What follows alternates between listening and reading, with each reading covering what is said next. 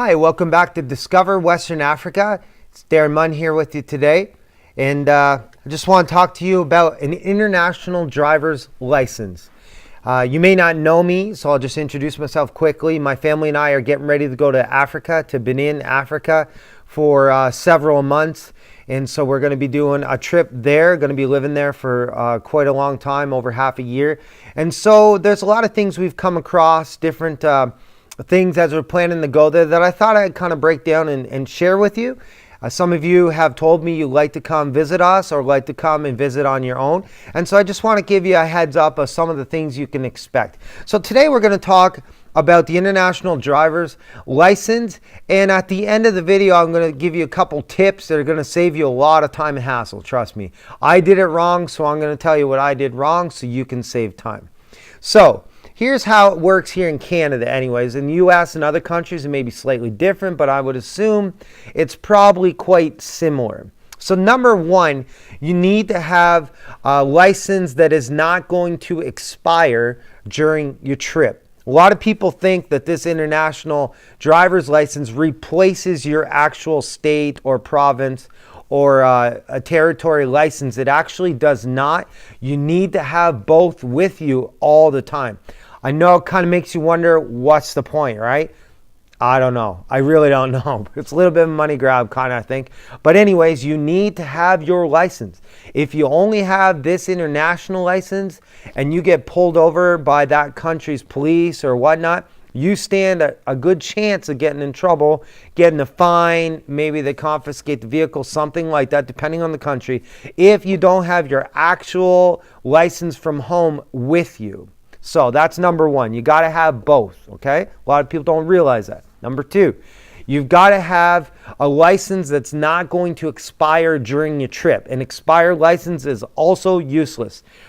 This international driver's license is only good for up to a year. In and of itself, it's only good for 1 year at the most. Then you have to actually apply. I asked them today, I said, what would happen if, say, you stayed 2 years or 3 years? And they said, well, you have to apply from over there by mail, which is doable. But depending on what country it is, for instance, Benin, I've been told you don't mail anything out and you don't get anything mailed in. It just doesn't work. So for me, that would be a problem. For you, it might not be. And so that's something you need to know. It's only good for 1 year and then you have to redo it. Now, your actual license that you need, that's got to be good for the full length of time as well. If that suddenly expires, say halfway through your trip, and you get pulled over, you may have a license and you may have this, but if they get looking too close at the dates and see that your license is expired, it's going to be the same as if you don't have a license, and this is void as well without your actual license. So that's something that's kind of important to know and sort of keep in the back of your mind. You've got to have two. This is a little big, so it's not going to fit good in your pocket. At least the Canadian ones are like that. Maybe the US or UK or Australian ones are smaller, or other countries. I hope they are for your benefit, because this one doesn't really fit. It's even bigger than a passport. It's actually slightly bit bigger than a passport. So with that said, how do you get one? Well, here in Canada anyways, you have to go to CAA, which is the equivalent, I believe, of AAA down in the States. I think that's what you guys call it down there. The Canadian Auto Association. And they are the only ones that can give you an international driver license in Canada. And so there's different offices. Each province has one, or maybe two or three. Here where I live, we only have one for the whole province. Fortunate for me, it's actually within a 45-minute drive away from me. So that worked out not too bad. I went there today and got it. And what you're going to need when you go in there is a couple different things. Number one, you're going to need your license, okay? You need your license. Now, I was told that your license, if it's going to expire during the trip, you can still get one of these, but this will only work until the expiry date of your license. So just, if you're really stuck, let's say, and you're there that day and you see your license only good for 2 months, go ahead and get this anyways, but then obviously go back and change your license so it'll last longer. Okay? That's number one. So you need your license. Number two, you're going to need to fill out an application, which is actually, it's pretty simple, and you can download it off the website or you can get it there. I downloaded it off the website and filled it in. It's basically kind of normal information, just, your usual stuff, your address, your phone number, your email, your license numbers, your expiry date. Nothing too complicated. You did not need your passport here in Canada for this international driver license. I thought maybe I would, so I brought it, but I actually did not need it to get this license. So that's something for you to know. So you need that application filled out or fill it out there. You walk in. The hours are usually like banker type hours. One night a week they might be open until 7 or something, but basically think banker hours. And you walk in and just go right to the desk and you tell them what you're there for, international driver license, and they'll ask for your application. They're going to ask for your license. And then number 3, of course, she didn't ask till she was done, but of course they want your money. Here in Canada, you're going to pay $25 is what the fee is, at least here in New Brunswick it is. I don't know, maybe it changes province, but I imagine it's the same everywhere. It's $25 plus tax, of course. And so you pay that. You can use Visa or credit card, so you're good there. You can pay cash too. They have a full cash thing there, so you can do whatever you want, debit, you name it. And so you pay for that. Now the 4th thing you're going to need, and I probably should have mentioned it before paying, is you're going to need pictures. Now, here's the thing. Today I went into the local Walmart and I asked for an international driver's license picture, which is supposed to be different from a passport picture, but kind of similar. Now that lady ended up giving me a passport picture and charging me somewhere around $28 at the local Walmart. But there is a special fee for an international driver's license, and it is only $14, give or take. So make sure, I was in such a rush, so I wanted to get there and get this done. So I kind of went ahead and paid extra because that's what she told me. But if you got time, go ahead and only pay the $14, okay? And make sure they know you're not getting the passport picture, you're getting the international driver's license picture. It's almost the same thing, really. It feels the same to you as it would to me, but there is a slight difference.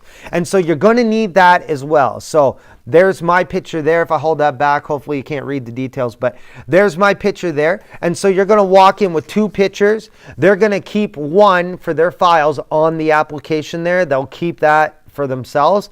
And then they're going to put one in this nice little international driver's license book. Okay? So that's 4 things you're going to need. Number 1, your license. You absolutely need your license, okay?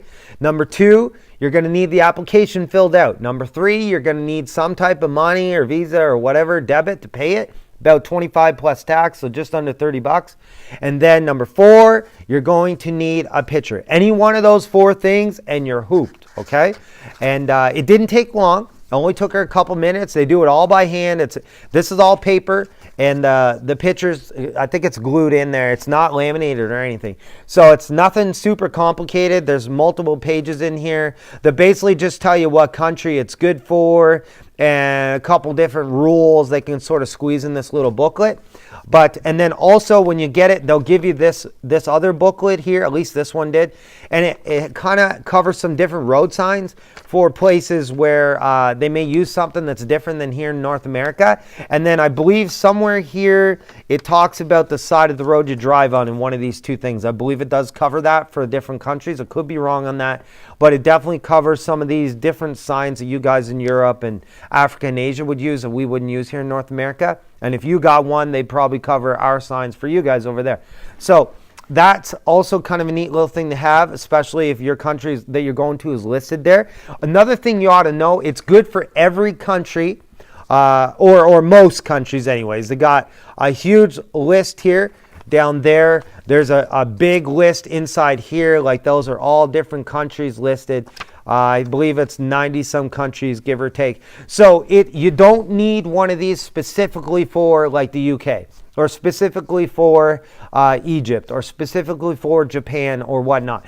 This will be good for most countries. Now, if you're going to be there too long, the lady told me you got to watch the requirements in that specific country. Japan, for instance, she said if you're there more than 3 months, they're going to want you to get an actual Japanese driver's license to drive longer than 3 months. So there may be rules like that at some of these different countries. So just watch that. You might want to look into that and find out. I've been told by the people I know in Africa, that at least in the few countries we're going to, that this will be good enough with my license and I'll be able to drive anything there.